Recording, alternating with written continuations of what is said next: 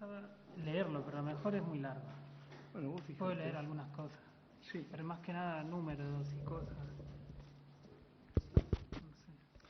Bueno, buenas tardes. Es otra reunión más del Club de Traductores Literarios de Buenos Aires. Para quienes no estén al tanto, nos reunimos una vez por mes en el Centro Cultural de España para discutir temas que están vinculados tanto a la traducción propiamente dicha como a cuestiones administrativas alrededor de la traducción, mundo editorial y también cosas que hacen a el funcionamiento de la lengua. La última reunión, estábamos hablando hace un rato, que fue justamente el simposio que hicimos sobre Joyce en la Biblioteca Nacional, ausente de... Te bajó la nota de concepto. Sí, pero te bajó la nota de concepto de todas formas. Va a ser subida en los próximos días porque había un problema con el audio y bueno, estábamos enterándonos ahora. Son 6 mesas que hay que subir. El resto están todas en el blog del club, que hay una entrada en el canal de la derecha que vincula a YouTube con justamente todas las reuniones. Hay una reunión ya programada para el primer martes de septiembre, todavía sin confirmar. Es posible que quien venga sea Lucy Collin, una traductora brasileña especializada en literatura anglosajona. Esperemos que se confirme todo. Ella es profesora en la Universidad Estatal de Curitiba. Bueno, y para el día de hoy tenemos la segunda mesa dedicada a China. La primera fue hace prácticamente 4 años con Miguel Petreca, en ese caso un traductor de literatura china, fundamentalmente de poesía china. Y en el día de hoy lo que vamos a tener es algo distinto porque Guillermo, que vive en China, justamente nos va a contar un poco cuál es la situación y la circulación de la literatura hispanoamericana en China. Todo esto está siendo grabado, entonces cuando llegue el momento de hacer preguntas, si es que las hay, esperen a recibir el micrófono porque si no la gente que lo ve en sus casas no tiene una parte del discurso. Guillermo. Bien, bueno, gracias. Yo lo que pensaba era contarles un poquito de la experiencia de China y después leer algunas cosas más concretas que quizás sirvan más como datos, números y así. Con respecto a China, bueno, yo estoy viviendo en China, trabajo en la universidad, soy profesor ahí en la Universidad de Pekín y después empezamos una pequeña editorial hace 1 año y medio más o menos. Entonces, lo primero que nos preguntan cuando es con respecto a las editoriales y todo es si hay editoriales independientes en China, porque casi todas o todas son del Estado. Entonces, digamos que sí y que no, porque hay 3 tipos de editoriales en China y las únicas que pueden publicar realmente, tener el ISBN, son las del Estado. Entonces, de esas 3 editoriales están las editoriales del Estado, oficiales, que son gigantescas, son como grupos editoriales, publican todo, y que tienen el ISBN. Las segundas, que le llaman empresas editoriales, que serían como las nuestras, que es como una empresa. Entonces, elegimos el libro, hacemos la edición, todo eso, y luego lo que tenemos que hacer es comprarle el ISBN a la editorial del Estado. Entonces, oficialmente lo publica la editorial del Estado. Y en la tapa sale la editorial del Estado con el sellito y atrás sale nuestro sello. De editorial nuestra o de todas las editoriales independientes o, por ejemplo, Penguin o algo así, también el ISBN tiene que ser del Estado.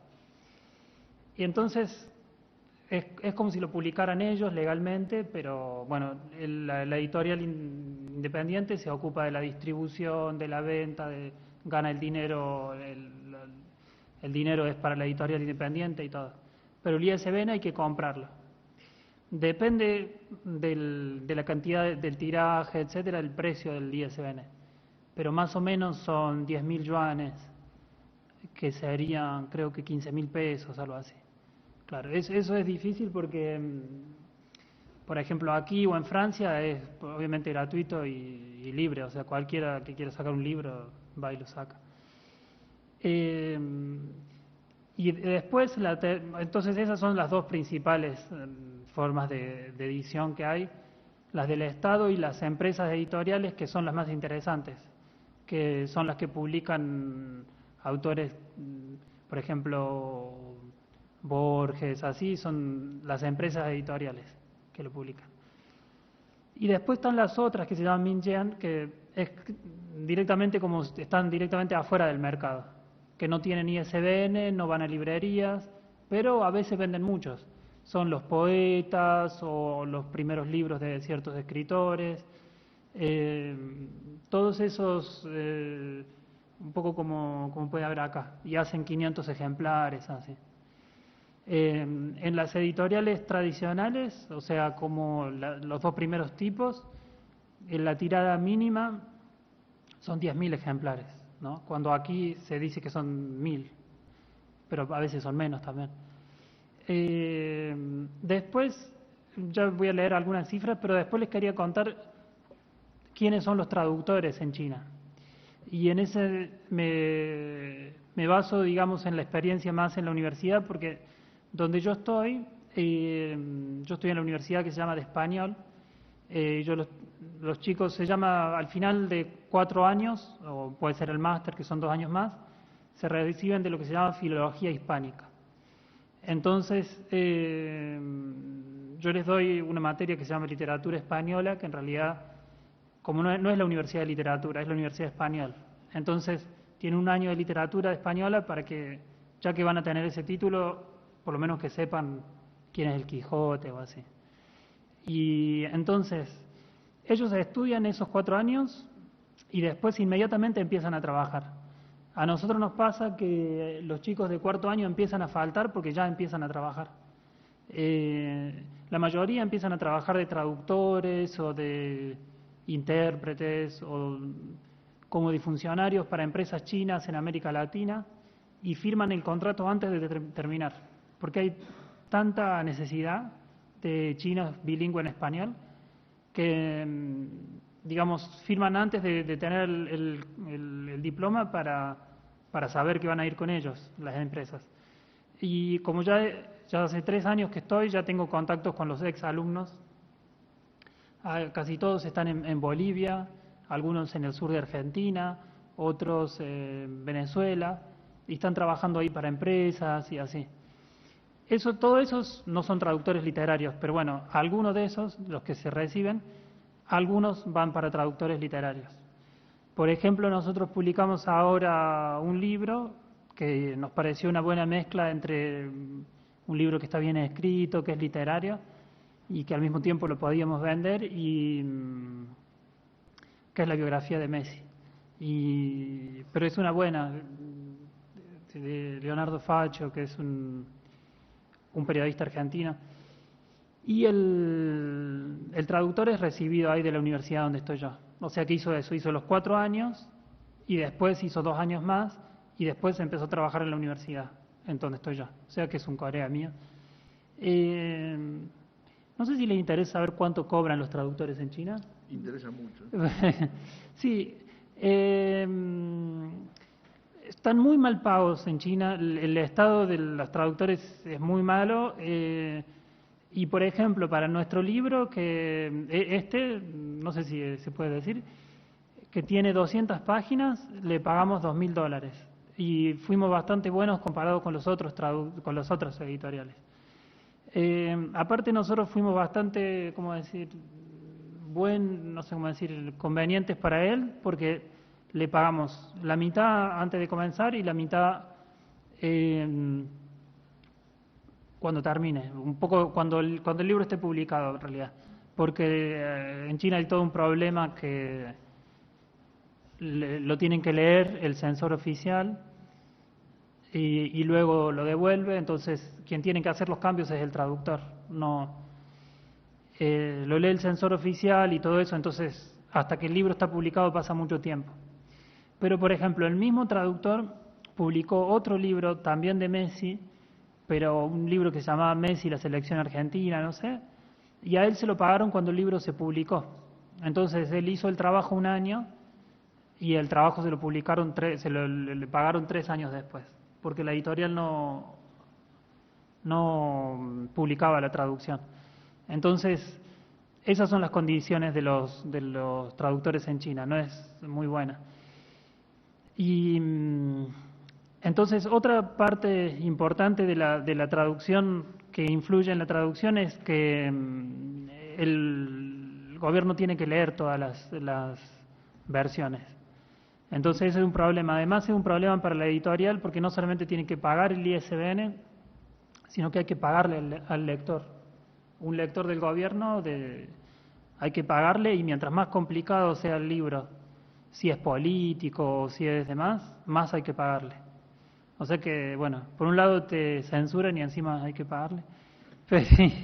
Y entonces esa persona lo lee y después el problema es que si lo rechazan no te dicen por qué, no te dicen si hay posibilidad de cambiarlo, no te dicen quién lo rechazó, porque hay como muchas escalas. Entonces es posible que uno pague el ISBN, pague el lector y el libro no se publique porque lo rechaza. Entonces lo que pasa es que la mayoría de los editores sabe dónde está el límite, entonces directamente hay como una autocensura. Nadie manda, si hay un libro sobre el Tíbet, nadie lo va a mandar a leer porque es obvio que van a decir que no. Entonces, una sí, pregunta, Guillermo, ¿en qué consiste la censura? ¿Qué tipo de libros son susceptibles de ser censurados? Sí, dicen que hay 3 motivos que son censurados. La violencia, el sexo y la política. Por ejemplo, el libro famoso de ahora, 50 sombras de Grey, no se publicó en China, porque tenía las 2 primeras cosas. Y después la política, obviamente que es muy difícil. Por ejemplo, los temas difíciles, por ejemplo, Tíbet o las minorías chinas, o Tiananmen, todo eso es directamente presentarlo, es hasta peligroso, digamos, así que peligroso en el sentido que te pueden multar o nunca más autorizar un libro y así. ¿No? Entonces, esos son los 3 motivos que hay. Pero como no te dicen cuáles son bien los motivos, a veces depende de la suerte y del lector que toque, así. Entonces, bueno, esos son las 3. Y luego hay otra cosa con respecto a la traducción en China, y es que la mayoría de los libros importantes se traducen entre varios, la mayoría de los libros se traducen entre varios traductores. Entonces, y muchas veces contratan a un profesor famoso de a una universidad o algo, y el profesor recibe el dinero y 4 o 5 traductores, a veces estudiantes, hacen la traducción y después el profesor la revisa y la firma. Y bueno, se queda con una parte del dinero y paga un poco. Entonces, la traducción, la mayoría de los editores se quejan de que es muy difícil encontrar traductores buenos. Cuando encuentran uno, tienen que esperar a que esté disponible, porque tienen como agendas muy, muy apretadas. Después hay otra cosa rara, es que en muchos casos los chinos que aprenden una lengua traducen a esa lengua. Por ejemplo, los chinos que aprenden español a veces traducen del chino al español. Y por ejemplo, ahora antes de venir me contactaron, no sé cómo, de una empresa que hacía videos.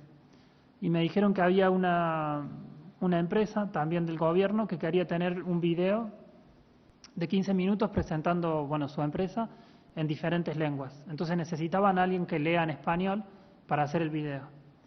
Entonces yo fui, me puse en el coso para grabar como se graban los discos, y cuando empecé a leer la traducción, no podía grabarla por lo gracioso que me reía.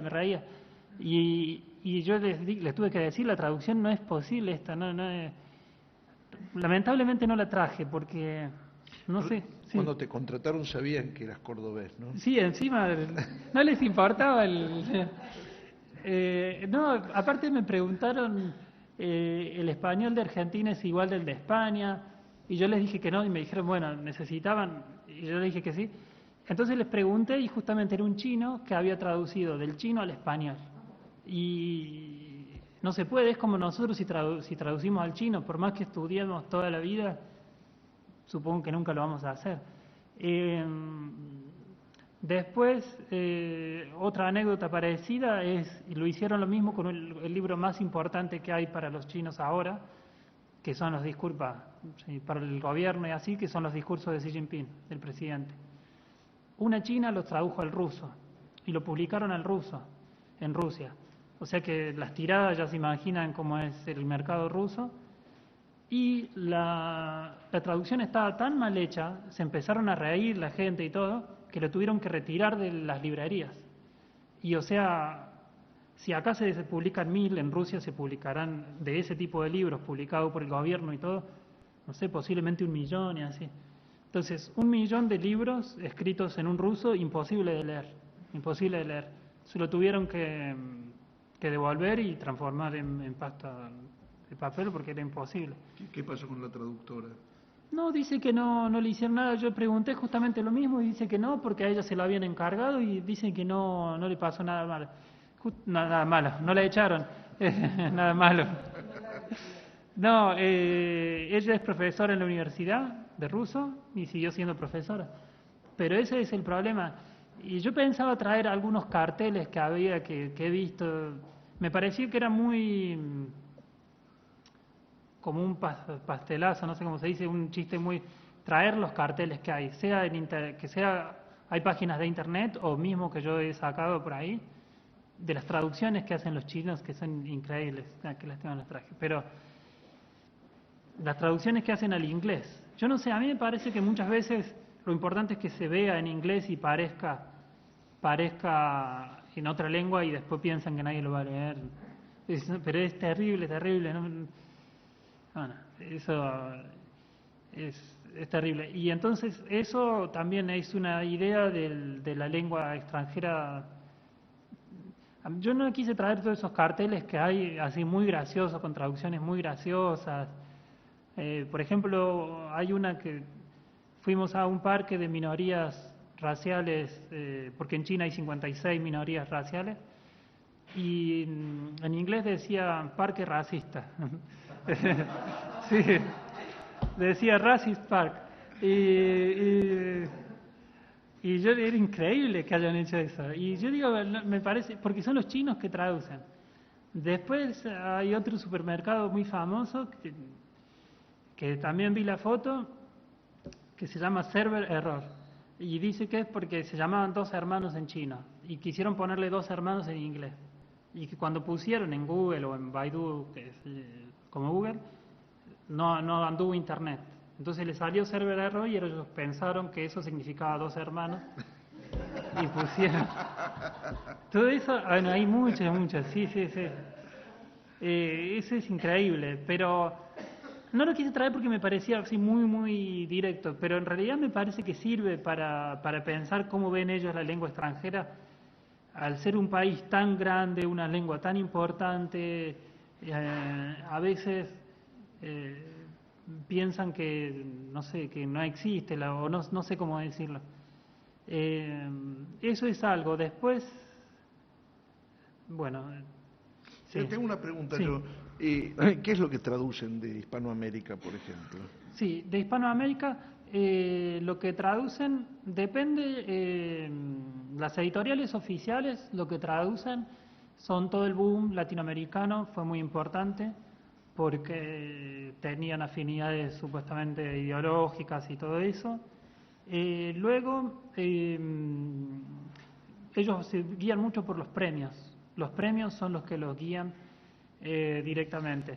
Y luego hay una cosa rara, porque nosotros ya trabajamos para una editorial oficial muy grande, y ellos entonces nos dicen, el Estado, el gobierno tiene que proponer cultura al pueblo, entonces el gobierno tiene que tener editoriales. Y después dicen, bueno, pero las editoriales son del pueblo, entonces no pueden perder dinero que es del pueblo. Entonces publican Harry Potter. Es raro porque son editoriales del Estado, pero con una lógica totalmente comercial salvaje. Entonces, ellos se guían por premios, por realmente una lógica de venta que tienen que vender, y si no venden, los pueden echar o castigar, o en el sentido de que nosotros conocimos un editor que estuvo 6 meses sin sueldo porque había hecho perder dinero con unos libros. Entonces, las editoriales oficiales no publican nada riesgoso. Riesgoso en el sentido de perder dinero. Realmente tienen que ir a lo seguro, premios, alguna cosa, por ejemplo, Moyan habló de ciertos escritores y después se publicaron, y así. Y luego las editoriales, que son estas que se llaman empresas editoriales, sí se arriesgan un poco más y publican cosas interesantes. Libros que no son tan obvios, por ejemplo, nosotros somos amigos de una editorial que el chico publicó entrevistas de Borges, que digamos no es tan obvio como libro, o ¿cómo se llama? Samantha Schweblin también, que también, por ejemplo, bueno, por supuesto es conocida y todo, pero es menos obvio dentro de un catálogo que no es todavía como sea Cortázar, así. Entonces, es eso, las editoriales oficiales publican o lo obvio, lo que va a vender sí o sí. Inclusive cosas muy comerciales españolas, que a mí también me pidieron que lea un libro de una cosa de la espada, como si fuera Harry Potter, porque había vendido mucho en España y así. Yo hice un reporte, digamos, negativo y lo publicaron. Así que no les importó mucho mi opinión, porque me pidieron que yo dé opinión en mi opinión y haga un pequeño textito, y no les importó, lo publicaron porque el libro se había vendido mucho en España, era un libro como Harry Potter. En términos sí. de géneros, ¿cuáles son los...? Sí. Bueno, nosotros hicimos nuestra editorial, pero trabajamos principalmente como consultoras para otras editoriales. Entonces, por ejemplo, uno de nuestros principales clientes es Hachette, que quiere publicar en China y está un poquito perdido. Entonces, ellos hicieron un estudio de mercado así. Entonces, ellos nos piden cada mes, entre otras cosas, lo que tenemos que hacer es proponerle 12 libros por mes. Y ahí nos especificaron bien los géneros que se venden según el informe que ellos tienen, que son biografías de personajes claves. También el tamaño de las ediciones en China hace que sea muy difícil jugarse por algo raro. Entonces, biografías de Beckham, biografías de reyes, de ricos. Después, autoayuda. Después, un género que vende muchísimo ahora es autoayuda para emprendedores. Gente que quiere poner su negocio, las 5 claves del éxito, para, no sé, todo lo que tiene que ver con eso, porque ahora en China hay como un sentimiento de negocios, de algo así, que es lo que más vende, y todo el mundo sueña con ser emprendedor y demás, empresario. Y luego ciencia, tipo divulgación de ciencia, pero más o menos neurología, de moda, así, cosas así, y sobre todo del inglés. Esos son los géneros que más venden. Y literatura, los que más venden son los autores locales y contemporáneos, y con algunos excepciones que puedan ser, como por ejemplo García Márquez se vendió muchísimo. Fue el extranjero más vendido en 2013. Pero eso porque había estado mucho tiempo sin publicar en China. Por la piratería él no quería publicar en China, porque había visto muchas traducciones malas, libros malos que a él no le gustaron, y dijo que nunca iba a publicar en China. Y ahí se murió. Aparte se murió, es cierto, eso también.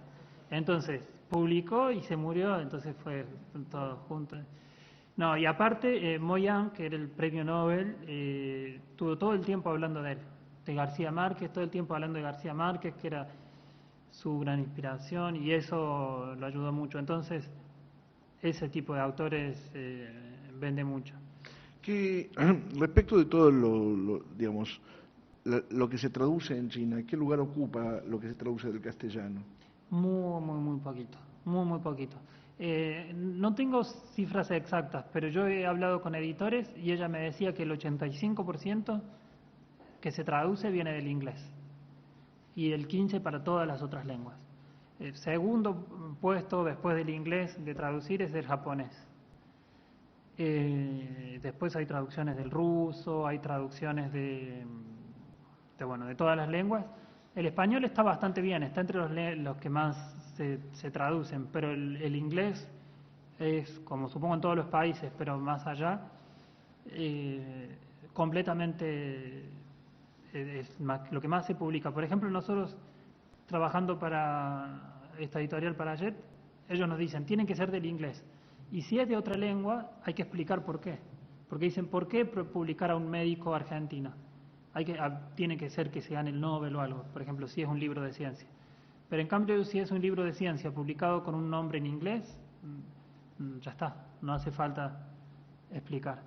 Sí, yo había traído un pequeño texto, pero no lo voy a leer todo porque bueno, justamente nos preguntan, eran las preguntas esas, pero algunas cositas que pueden ser interesantes. Bueno, puse de dónde saqué las cifras y todo eso, pero quizá no hace falta. Simplemente voy a ver algunos datos que son importantes. Por ejemplo, en 2014 se publicaron en China 448.000 títulos diferentes. O sea, 448.000 títulos oficiales, ¿no? Sin contar las publicaciones, esas Minyan.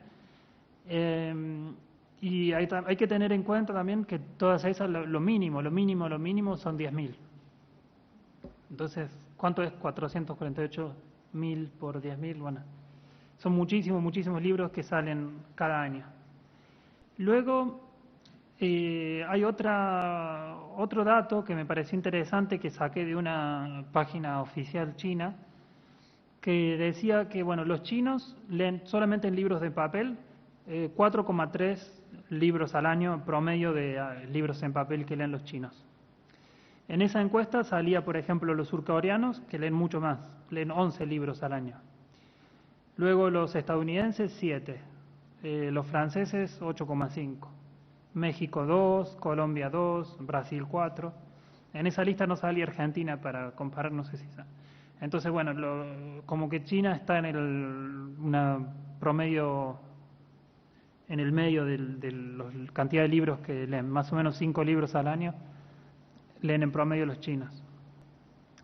Luego, en volumen de venta el año pasado, no sé si son datos, voy a pasar algunos que pueden ser interesantes. Se vendieron en papel 50.000 millones de yuanes, decía esta página, que son 8.000 millones de dólares. Bueno, todos esos datos. Después, el 64% de los lectores chinos compran los libros de papel en Internet. O sea que, casi todos, y casi todos con el teléfono. El teléfono es el mercado de los teléfonos más grande del mundo, es el mercado online más grande del mundo. No me acuerdo cuánto también.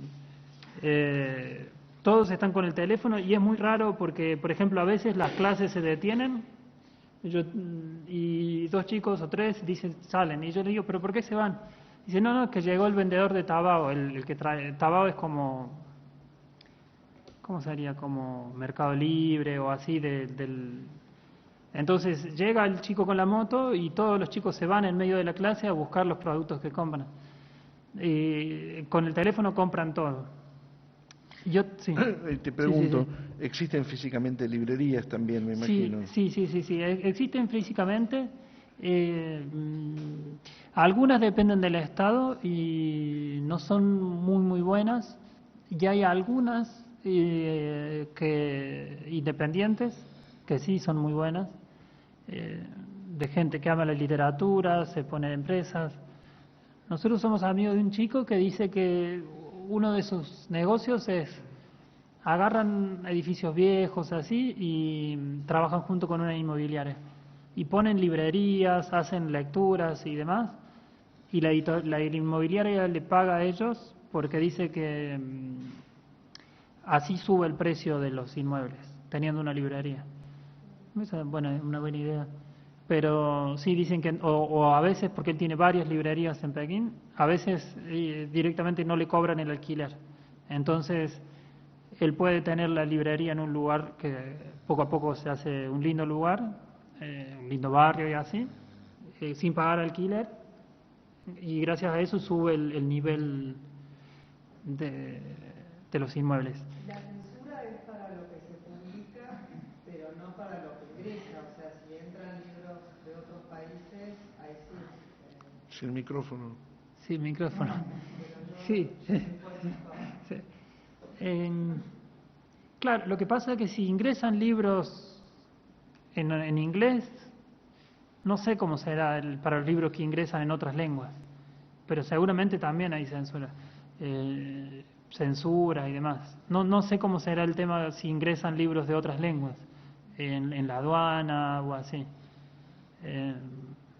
Yo sé que los libros que se publican en Taiwán así son muy diferentes y no entran a China. Que es parte de China, pero no es parte de China. Y ahí esos libros no se pueden enviar a China. Y allá se publica mucho más libremente. Entonces, después, si hay libros que se publican, por ejemplo, acá, y uno quisiera enviar, no sé si habrá alguien que los lea. Sí, bueno, digamos que también no voy a leer todo esto, pero lo voy a mandar si después lo quieren poner en el blog. Pero la última cosa que me pareció interesante es que surgió una literatura para el teléfono. Como todos los chinos leen en el teléfono, que es una literatura muy interesante, que son como folletín. Sale raro. Está viendo un eco, ¿eh?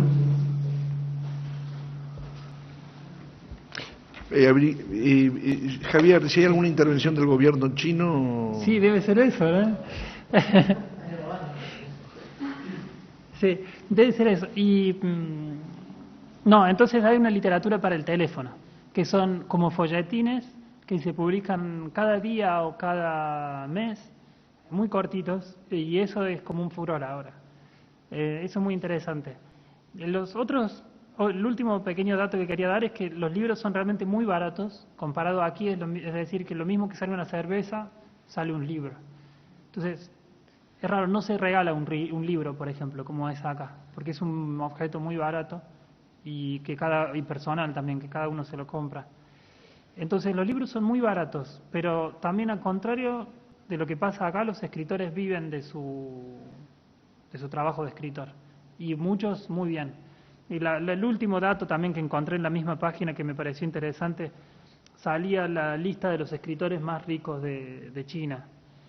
Y salía, bueno, el 2014. El escritor que más rico de ese momento es uno que justamente escribe con esas cosas para el teléfono, pequeñas series.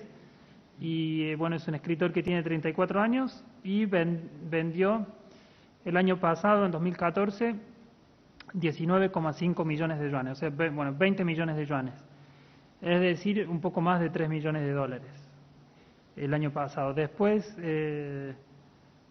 esas son las ventas. Dice, por ejemplo, la mayoría de los escritores que estarían en esta lista, que como de 100 personas, casi todos habían vendido más, por eso estaban en la lista, más de 1 millón de yuanes en el año, en 2014.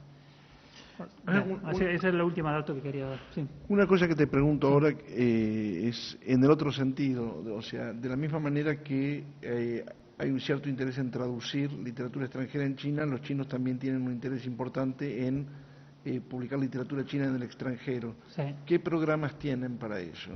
Sí, hay un interés enorme, por eso yo decía, nosotros creamos nuestra propia editorial, pero trabajamos principalmente como consultores para otras editoriales, principalmente para una editorial del gobierno chino. Hay un enorme interés del gobierno chino en que se publique literatura china en el extranjero.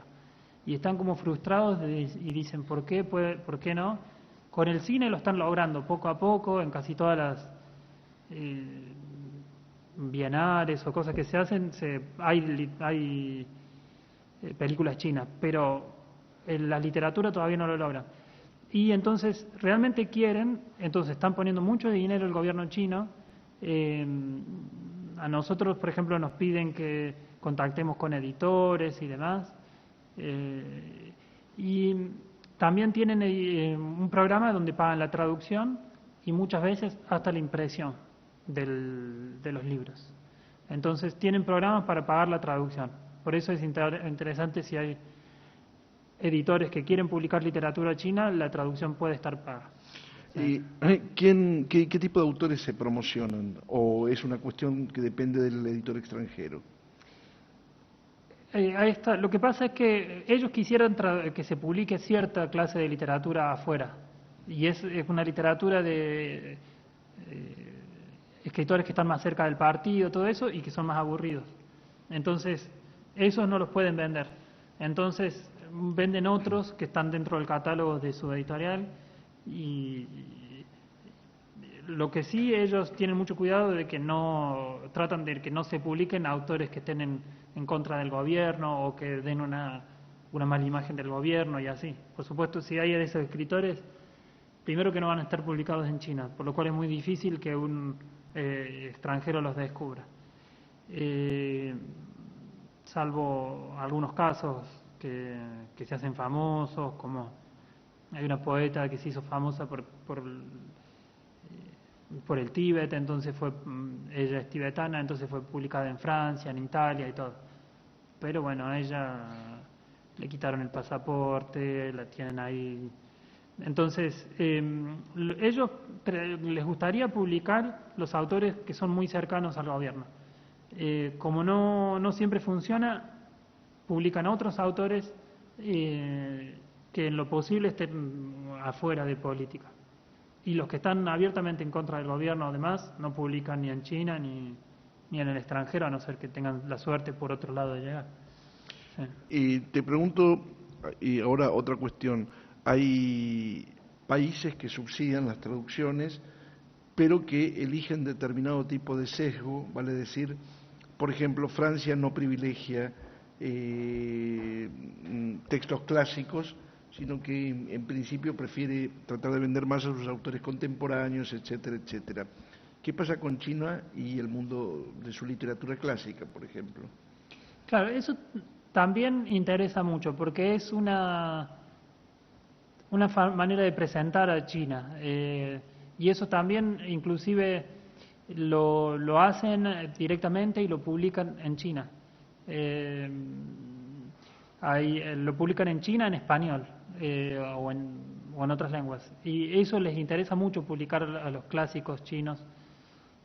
Para ellos es parte de la marca china. No sé. Entonces, realmente les interesa que se publique eso.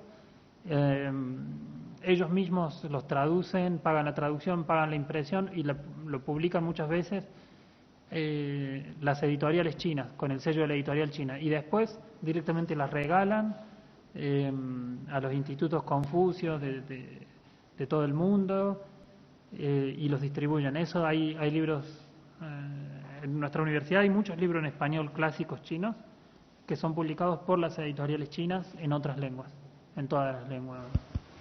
Sí. Bueno, llegados a este punto, me parece que lo mejor es abrir la cuestión para preguntas que quieran hacer, así que si esperan recibir el micrófono y no como hizo hace un rato ella. ¿Alguna pregunta? Gracias.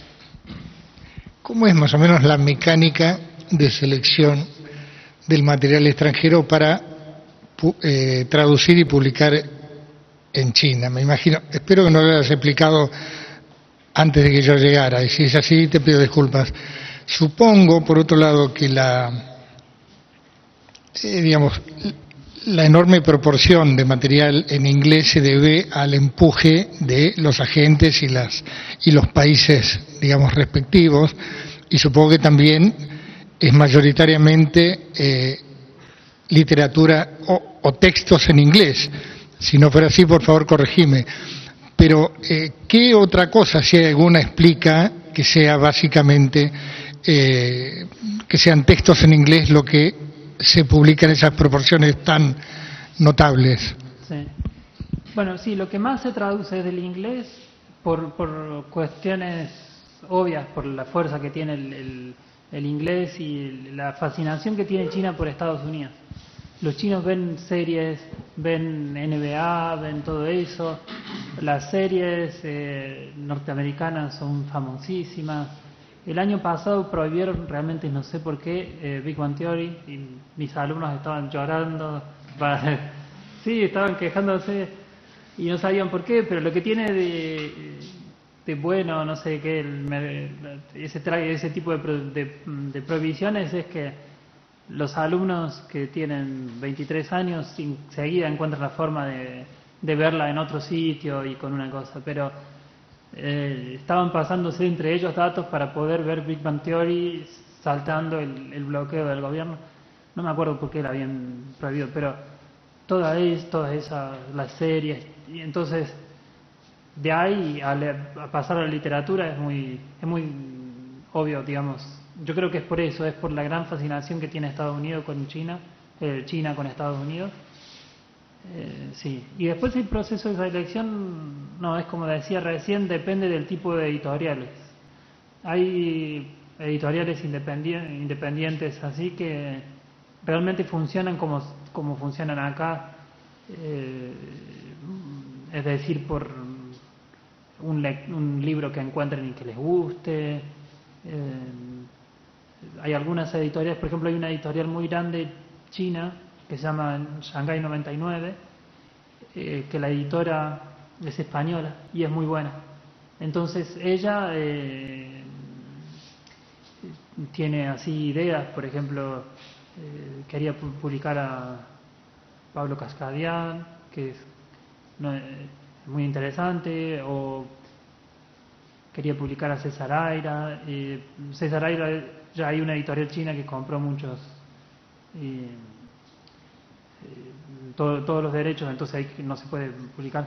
Pero entonces, por ejemplo, ella es extranjera y está en la editorial china, entonces ella funciona como una editorial de acá, que simplemente las ideas que vaya teniendo.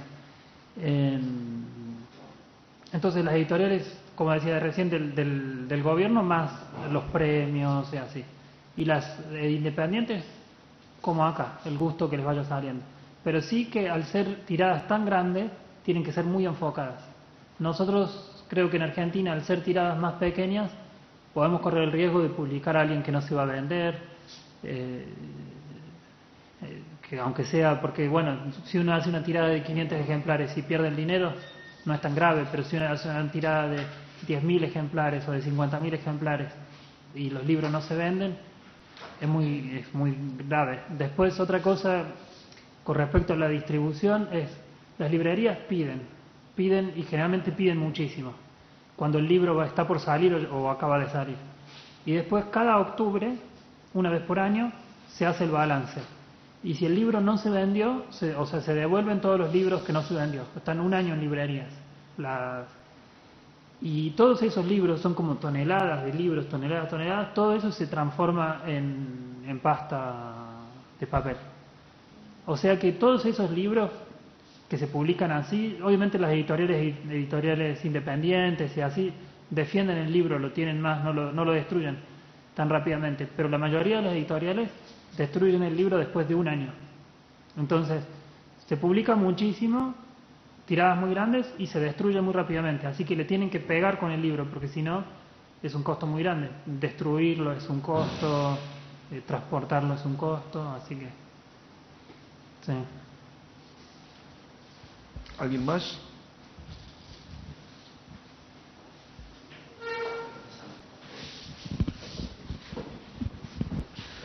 ¿Se sabe algo de los censores? ¿Dónde se forman o quiénes son? ¿O se estudia para ser censor? ¿O tuviste algún alumno que después terminó siendo censor? Realmente no sé bien quiénes serán. Supongo que son simplemente gente que trabaja para el Estado, que lo hace porque no tiene otra cosa que hacer.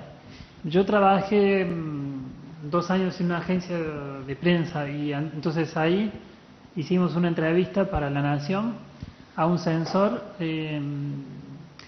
no de los libros, pero sino de Twitter, de Weibo, que es como sería Twitter. Y entonces a él lo entrevistamos ahí para La Nación, nos contó todo, obviamente no nos dio, no publicamos su nombre y así.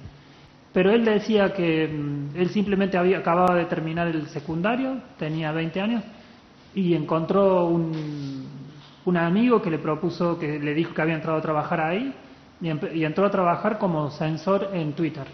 Porque en Twitter, ustedes saben, el Twitter chino es lo mismo, bloquean los mensajes que no sean convenientes. Entonces él nos decía que era una persona completamente normal, como un chico de 20 años que se acaba de recibir, y que trabajaba de eso. Él trabajaba 8 horas por día, ganaba 5.000 yuanes, que serían más o menos 7.000, 8.000 pesos, y él dice, está bastante bien, vivo de eso, no tiene nada de malo, dice que simplemente los amigos lo cargan un poco, que no es muy popular trabajar de eso porque generalmente es un poco pesado, y él decía que simplemente porque Twitter, mejor dicho Weibo, que es como Twitter, es una empresa privada. Entonces está en el medio, tiene que dejar que estén contentos los usuarios para que sigan usando Twitter, Weibo, y al mismo tiempo tienen que dejar contento al gobierno para que no los bloquee. Entonces lo que hacen es dejar el mensajito, el tweet, mayor cantidad posible de tiempo antes de que el gobierno los bloquee, les diga. Entonces ellos son privados, el gobierno no bloquea ahí, pero el gobierno le manda a Weibo y les dice, esta palabra no, esta palabra no, esta palabra no. Y si tienen esa palabra, el gobierno sanciona a la empresa, no al usuario. Entonces yo puedo publicar en Weibo lo que quiera, pero el que va a ser sancionado es Weibo. Entonces, por eso Weibo se cuida muy bien de cortar los mensajes. Entonces, bueno, el chico nos decía que él sí le daba tristeza bloquear los mensajes cuando salía uno que decía si dice algo contra el gobierno, simplemente tag, delete y punto, lo borraba. Él decía que lo más feo para él era trabajar en el turno noche, porque porque aparecían todos y dice que principalmente entonces ahí borraban los de sexo. Y dice, no entiendo por qué alguien tuitea esto, fotos y así. Entonces tenía simplemente que borrar. Entonces, en el caso de Twitter, él decía que más que nada borraba contenido sexual, que dice político no había mucho para él de borrar. Entonces, así, en el caso de Twitter, una vez conocí un censor que lo entrevistamos, pero después, para el gobierno no sé bien quiénes son los censores, creo que nadie sabe bien y que hay un sistema que le llaman de triple censura, o sea que primero lo lee uno, después el otro, y si los 3 lo bloquean es que no va, si 2 lo bloquean y uno no va y así. Y es realmente muy, muy burocrático y difícil de saber. Pero lo que sí entendí viendo casos y demás, que es gente totalmente normal, que como nosotros, que simplemente lo hace por un salario y se gana la vida y ese es su trabajo y no les importa demasiado, Una pregunta, Guillermo, digamos, nos salimos un poquito, pero ya que estamos te pregunto, ¿y qué pasa con Internet entonces? Claro, bueno, Internet es gigantesco. Con respecto a la censura, por supuesto está con ciertas censuras. Por ejemplo, Facebook está bloqueado, YouTube está bloqueado, Twitter está bloqueado. Dentro de Twitter, Weibo, los mensajes que no sean convenientes están bloqueados, los borran.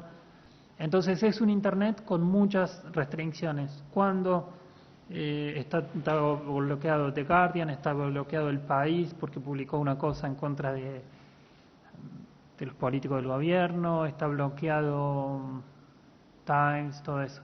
Entonces los extranjeros que vivimos allá no podríamos vivir si no tendríamos una cosa que se llama VPN, que es un servicio que se paga, sale $2 por mes y dentro de tu computadora y es como si estuvieras en otro país. Entonces, gracias a eso yo puedo estar en Facebook o Gmail también, está muy difícil de entrar. Entonces, Internet funciona, pero con muchas restricciones. Pero bueno, la mayoría de los chinos ni se dan cuenta, porque ellos no necesitan Facebook, tienen otro sistema, no necesitan Twitter ni nada. Así que sí, Internet es una cosa importante con respecto a la censura. Sí. Sí, sí. ¿Alguien más? ¿Cómo? Espera. Sí. Gracias. ¿VPN es las redes privadas virtuales? ¿Es eso? Sí. Sí, sí, sí, sí, sí. Es un sistema y se paga, todos los extranjeros tienen, y algunos chinos tienen, todos los extranjeros tienen. Y algunos chinos, algunos alumnos míos tienen, que quieran tener Facebook, así. Pero lo que hace el gobierno chino, yo siempre me pregunto por qué no bloquean directamente el VPN. Dice que no les importa porque es simplemente un grupito de extranjeros que lo tienen. Lo que hacen es bloquear lo máximo posible para que el VPN necesita una tecnología cada vez más compleja y entonces sea más caro.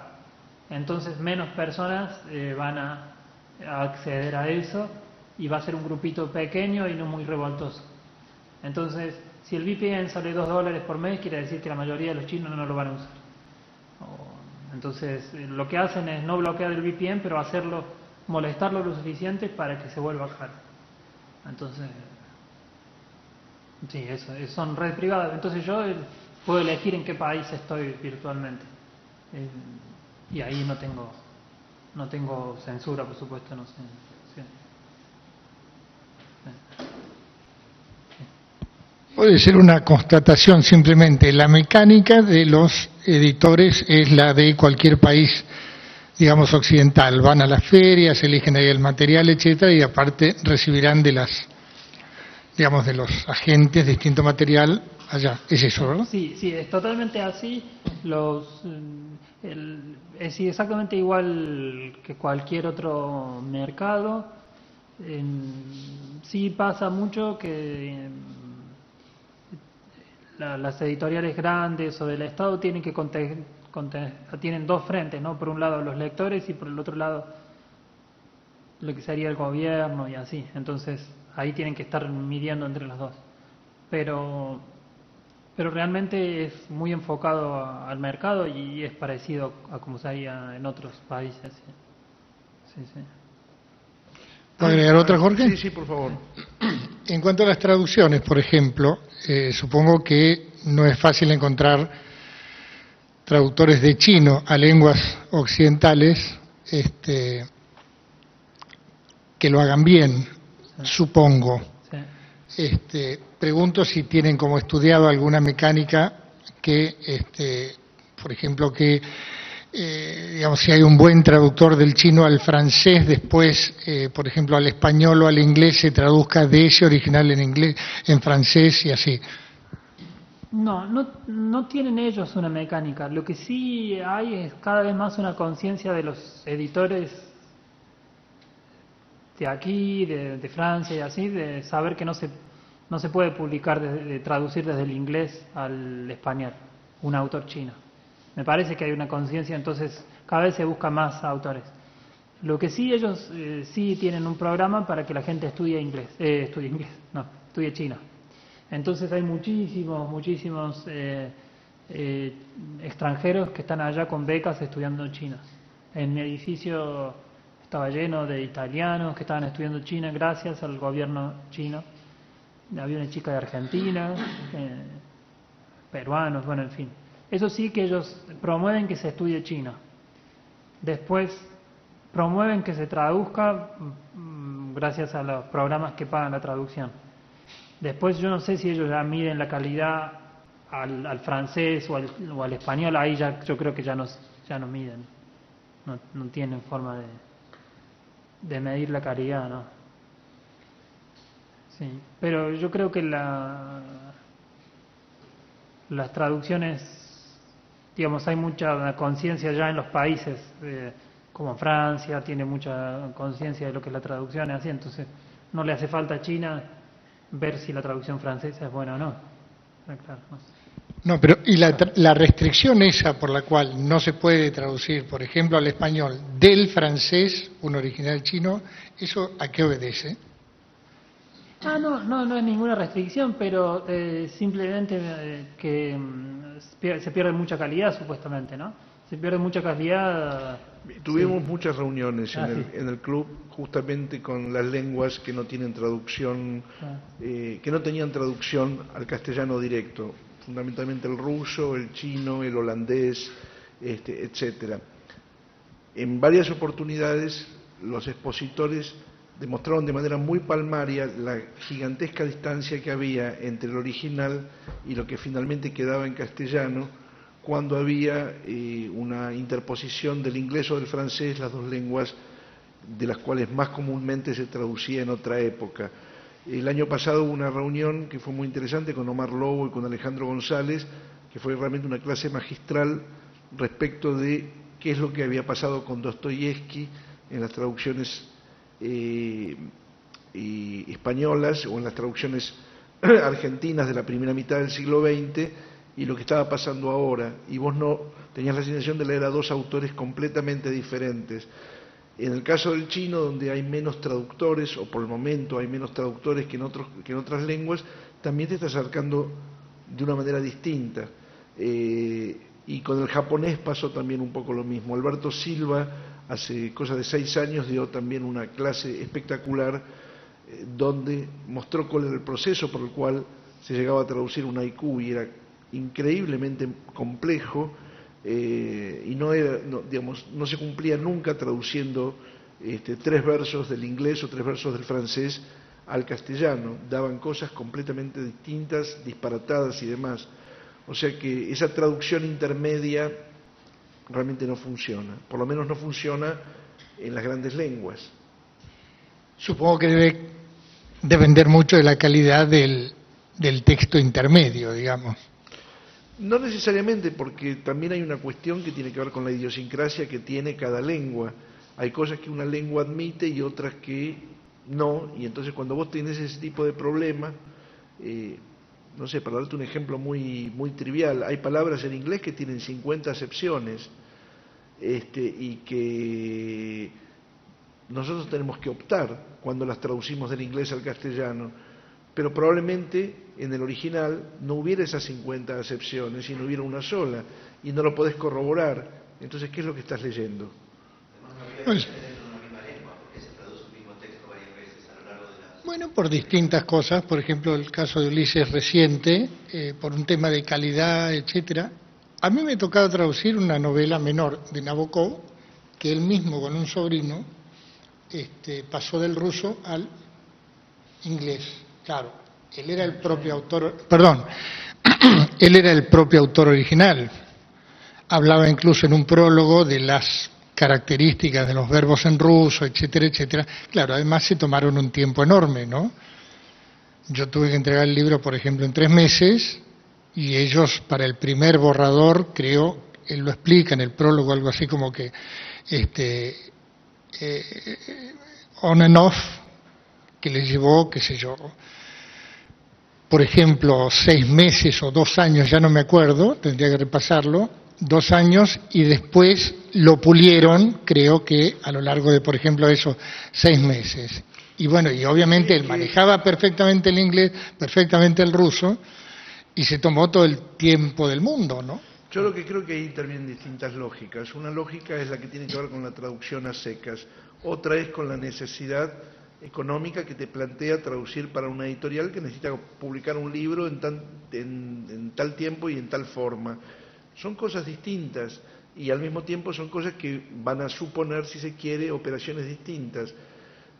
Mucho más en el caso de que un autor está ayudando a traducirse a otra lengua. Tiene un tiempo totalmente distinto del que puede tener un traductor que está trabajando a sueldo para una casa editorial. Las lógicas son otras. Pero volviendo nuevamente a lo que vos preguntaste antes, está la cuestión esa que es absolutamente fundamental. Un libro tiene que pasar de una lengua a otra sin intermediación en lo posible. Y luego, como decía él, pasa exactamente lo mismo. Un libro que tiene una cierta dignidad clásica, cada tantos años es vuelto a traducir, justamente porque la lengua no es la misma, la información que se tiene sobre la lengua y el autor tampoco es la misma, etcétera, etcétera, etcétera. Vos viniste a lo de Joyce y viste la diferencia que había entre un libro, la primera edición traducida en el 45, donde no había ningún aparato crítico, y las ediciones posteriores, sin contar esta última edición argentina, que ya no fue traducida por un solo individuo, sino por un equipo editorial. Entonces eso plantea ese tipo de cambios y demás. Hace unos años, me acuerdo, Leandro Wolfson habló sobre lo que había pasado con la traducción que hizo Amorortu de Freud, respecto de la traducción canónica que existía antes. Son trabajos que implican lógicas completamente diferentes y que, por otro lado, en términos comerciales muchas veces son inviables y hacen más al prestigio editorial o al prestigio de los traductores que a la lógica comercial lisa y llana. A mí lo que me preocupa, digamos, en lo que pensabas en lo siguiente, considero básico la capacidad de redacción del traductor a la lengua de destino, y en muchos casos el que interpreta un texto de la lengua que sea, muchas veces no sabe escribir, o se lo toma las disparadas, o no sé qué. Mi sospecha es, o mi hipótesis es que debe haber un paso, por ejemplo, de un buen autor, digamos que bueno, en lengua original, china o rusa o japonesa, a un buen traductor o a un buen resultado de traducción, francés o alemán o inglés o español, el que sea, y de ahí también a un nuevo traductor o equipo de traductores eficaz en otra lengua, que se maneja bien con el libro intermediario. Supongo que no es lo que le fascina a las fábricas editoriales, ¿no es cierto?, a los grandes editores en series. Es que a los lectores tampoco les fascina eso. ¿A los qué? A los lectores tampoco les fascina eso. Mira, hay casos en la historia de gente que tradujo de lenguas de las cuales no sabía nada, pero lo hizo excepcionalmente, y lo hizo aparte también rodeado de grandes equipos. No sé, David Ferry, por ejemplo, es un especialista en traducir de lenguas que no conoce. La edición de él del Gilgamesh es la mejor que existe en inglés, y él no sabe una sola palabra de excepcionales. Y por otro lado, en algún momento va a aparecer alguien que va a decir una cosa distinta. Hay un caso muy particular, que es el de Ezra Pound, que sin saber chino, utilizando las notas de Ernest Fenollosa, le dio a Occidente lo que hoy en día se considera, o durante mucho tiempo se consideró, la poesía china. Y había un sinólogo muy importante, Arthur Waley, inglés, que era efectivamente sinólogo y que sí traducía del chino, y decía, bueno, las versiones de Pound son mejores que las mías en términos de poesía, pero en términos de chino las mías son más correctas, y era cierto. Sí, por eso a lo mejor da un buen libro traducir del chino al inglés, del inglés al francés y del francés al ruso y del ruso al español. A lo mejor, como una experiencia, da un buen libro en español, si todos los traductores son buenos, pero obviamente después si se compara el español con el chino, la fidelidad se pierde totalmente. Entonces, sí. Uno puede proponer el mal menor, digamos. Claro. Como hipótesis. Claro. El ideal es el mal menor, el ideal es tratar de que sea del original, si no es un poco... ¿Por qué? Porque yo creo que el ideal es el resultado. Ninguna editorial literaria lo ve bien ahora eso, ninguna editorial literaria. Thor lo hacía siempre, ninguna. Los primeros Murakami se traducían del inglés y está todo eso mal visto, el propio editor inglés lo transformaba mucho y ahora se vende mucho porque está traducido directo. El ejemplo que yo tengo en la boca está encargado con... Sí, pero es el mismo autor que se traduce a sí mismo. Sí, Esa es una excepción, porque me parece que es mucho más lamentable en general la mala traducción. Si el resultado final no es bueno, venga del original o venga de otro lado, no es bueno. Pero pensemos que hay un buen traductor en la mitad. Si vos propones un mal traductor de la lengua directa y un buen traductor indirectamente. Yo estoy hablando de gente o equipos y procedimientos adecuados, correctos y eficaces. Y lo adecuado es pasar de una lengua a otra. ¿Cómo no? Lo adecuado es pasar de una lengua a otra. Una tercera lengua puede Pero tener no, ahí está. Por ejemplo, O sea, si vos querés ir de Buenos Aires a Chascomús, te recomiendo que no pases por Mendoza. Ahora, si vos querés hacer ese viaje pasando por Mendoza, es probable que la pases bien, pero es otro viaje. Es otro viaje, ¿cierto? Bueno, con los libros pasa lo mismo.